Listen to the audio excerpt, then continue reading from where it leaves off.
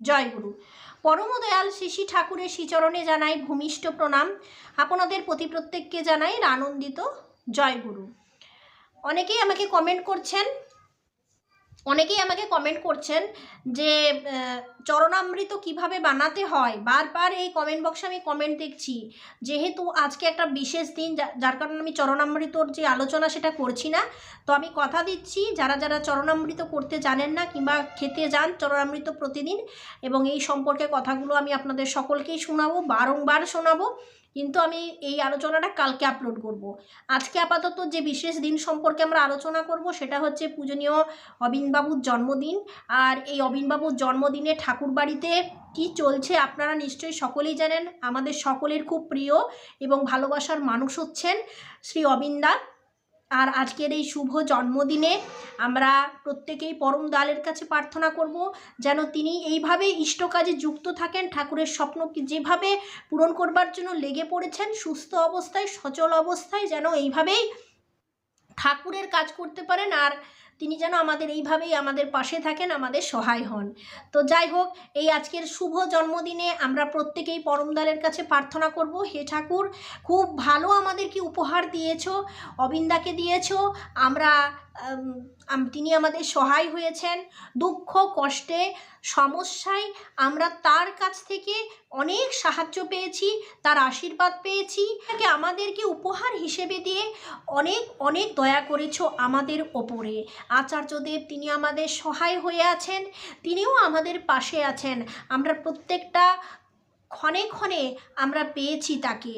তো এই রকম একটা সুন্দর দিনে আমরা প্রত্যেকেই ঠাকুরের কাছে চাইব যে ঠাকুর এইরকমভাবেই চলতে থাকুক।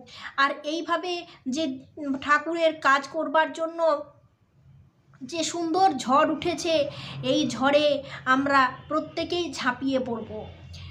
আজকে প্রচুর মানুষের আগমন হয়েছে। অনেক গুরু ভাইয়ের ফোন নাম্বার আমার হোয়াটসঅ্যাপে আপলোড হয়ে আছে, যদিও এখনও পর্যন্ত ঠাকুরবাড়ির কোনো ছবি আমি দেখতে পাইনি, তবুও তাদের স্ট্যাটাসগুলোতে আমি দেখতে পেয়েছি যে কিভাবে মানুষের ওখানে আগমন হয়েছে। তো অবিন্দাকে আমরা সকলেই ভালোবাসি, সকলেই চাই তার প্রত্যেকটা কথা, তার প্রত্যেকটা বাণী এবং তার কাজ করার ধরন সবটাই আমাদের খুবই ভালো লাগে। বড় প্রিয় মানুষ আমাদের। আচার্যদেবের কাছে যাই, নিবেদন করি, কিন্তু তবুও যেন মনে হয় একবার অবিন্দার সাথে কথা বললে ভালো হতো। রোগে শোকে যন্ত্রণায় আমরা বেশিরভাগই ঠাকুরকে ভুলে যাই। ঠাকুরের মানুষদের উপর আমাদের রাগ হয়, ঠাকুরের উপর রাগ হয়। এটা একদমই করতে নেই। আচার্যদেব বলে চলেছেন আমাদের অনেক সময় রোগ শোক আছে। আমার একবার কোমরে খুব ব্যথা হয়েছিল। তো বিয়ের পর স্বামী খেয়াল না রাখলে যেমন স্ত্রী বাপের বাড়ি চলে যায়, তেমনি আমিও কোমরের ব্যথার দিকে কোনো খেয়াল না রেখে ঠাকুরের কাজে নিজেকে যুক্ত রাখলাম। যখন কোমরের ব্যথা আস্তে আস্তে সেরে গেল, তাই আমরা যদি দুঃখ কষ্টের দিকে নজর দিই তাহলে কষ্ট দেখবে বাহ আমার দিকে তো বেশ ভালোই খেয়াল রেখেছে, তার মানে কষ্ট নিয়ে এসে ভালোই হয়ে আছে। কোনো শর্ত রাখবে না ঠাকুরের কাছে। যখন রোগ শোক আসে না, তখন রোগ শোকের দিকে বেশি মন দেবেন না। আচার্যদেবের এই সুন্দর কথাটা আজকের দিনে শুনুন। আমরা প্রত্যেকেই রোগ শোকের দিকে বেশি মন দিই, কষ্টর দিকে বেশি মন দিই, ঠাকুরের দিকে তখন মনটা কম দিই। যখন বিপদ আসে, যখন রোগ শোক আসে, কষ্ট আসে, তখন ঠাকুরকে আঁকড়ে ধরুন, আপনি ভালো থাকবেন, সুস্থ থাকবেন। কোনো শর্ত রাখবে না ঠাকুরকে ভালোবাসার। বলবে তোমার কাছে আমি কিছু চাই না, তুমি শুধু ভালো থেকো। এইভাবে যেই বলতে শুরু করবে দেখবে তোমার ভালো এসেছে, আজকে আমার ভালো থাকা এসে গেছে। তো আজকে অবিন্দার এই শুভ জন্মদিনে আপনারা সকলেই ঠাকুরকে জানান যে তার ইচ্ছাটা যেন তিনি করিয়ে নেন এইভাবেই।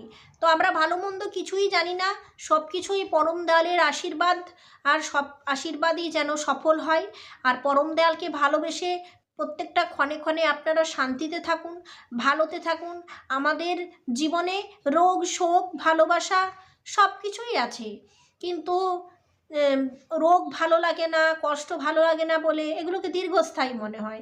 কিন্তু এক একটা মানুষের জীবনে ভালো মুহূর্তও কিছু আছে, সেটাকে সে উপভোগ করতে পারে না। এই জীবনটা মন্দের নয়, এই জীবনটা ভালোর। সব থেকে আনন্দ শান্তি কিসে জানেন? সব থেকে আনন্দ শান্তি হচ্ছে ঠাকুরের কাজ করে, ঠাকুরকে ভালোবেসে। আমাদের হাতের সামনে একটা খুব ভালো সুযোগ আছে, সেটা হচ্ছে দীক্ষাপত্রের কাজ। এই দীক্ষাপত্রের কাজে মানুষ ঝাঁপিয়ে পড়ে কত মানুষ যে নিজেকে শুধরে নিয়েছেন তার ইয়ত্তা নেই। আপনারা জানেন, মানুষ যারা মানে এমনই মানুষ আছে যে মাতাল, সেই মাতাল মানুষ চাকরি পেয়েছে। দীক্ষাপত্রের কাজ করে যার কোনোদিন বাচ্চা হয়নি তার বাচ্চা হয়েছে। যার বাবা মা ঘরে অসুস্থ তারাও নড়াচড়া করে ঠাকুরের কাজে লেগেছে। যাদের পড়াশোনা হয়নি তারা মনোযোগ দিয়ে পড়াশোনা করেছেন। তাহলে দীক্ষাপত্রের কাজে কি হয়নি বলতে পারেন? সব কিছু হয়েছে। তাহলে এই কাজে কেন আপনারা পার্টিসিপেট করছেন না? পূজনীয় অবিন্দার এইটাই কথা, এইটাই ইচ্ছা যে এই শুভ দিনে আপনারা প্রত্যেকেই অবিন্দার কথা রাখুন, তাকে খুশি করার চেষ্টা করুন। যে দীক্ষাপত্রের কাজ চলছে এই শুভ দিনে আপনারা সকলেই এই দীক্ষাপত্রের কাজে অংশ নেন।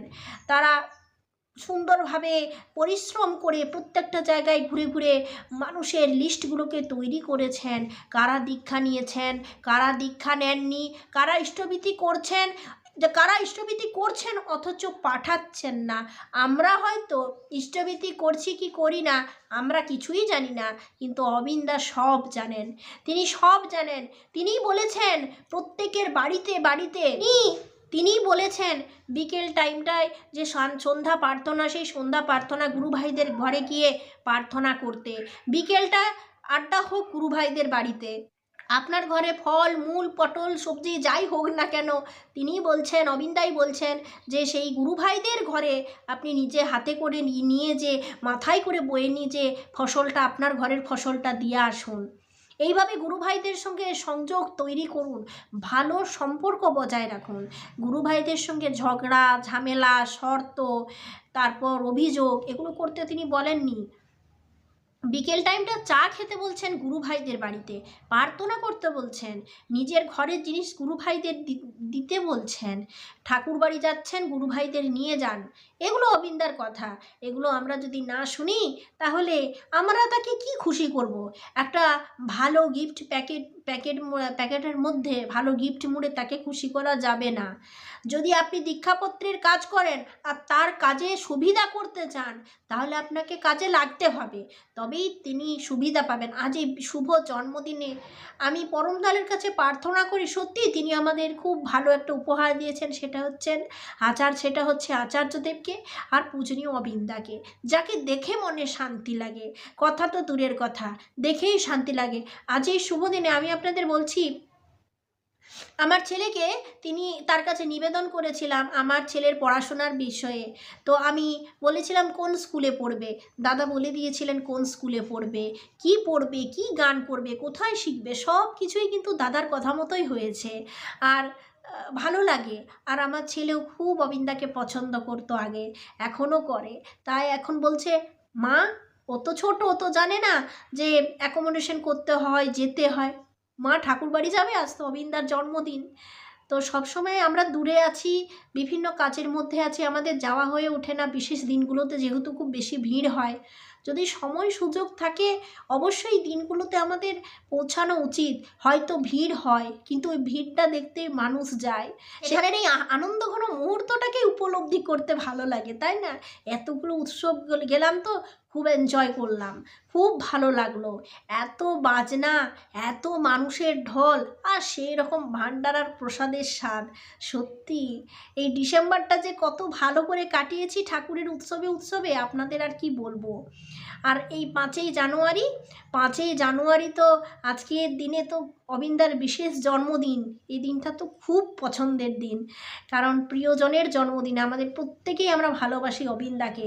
তো যাই হোক, তিনি যেভাবে ঠাকুরের কাজে লেগেছেন আশা করি ঠাকুরের স্বপ্ন পূরণ তো হবেই, তার সাথে সাথে খুব ভালো সময় আসছে, যে সময়টা আমরা প্রত্যেকে দেখব তিনি আরও কি করতে চলেছেন, তিনি আরও কত কি করবেন, কত প্ল্যান করে রেখেছেন। ঠাকুরের আশীর্বাদ উপচে পড়ছে আমাদের প্রত্যেকের উপর, তার সঙ্গে অবিন্দার উপর। তিনি তার কাছ থেকে আরও কিছু পাওনা আমাদের আছে, আমরা প্রত্যেকেই অপেক্ষায় থাকি আর তার সাথে হাতে হাত মিলিয়ে কাজ করি।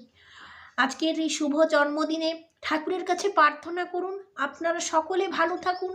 যারা পৌঁছে দেন তাদের তো মানে সৌভাগ্যের অন্ত নেই, কিন্তু যারা দূরে আছেন তারা প্রত্যেকেই ঠাকুরের কাছে প্রার্থনা করুন যেন অবিন্দা ভালো থাকে, সুস্থ থাকে এবং পরমতারের ইচ্ছা যেন অবিন্দার মধ্যে পূরণ হয়। জয় গুরু।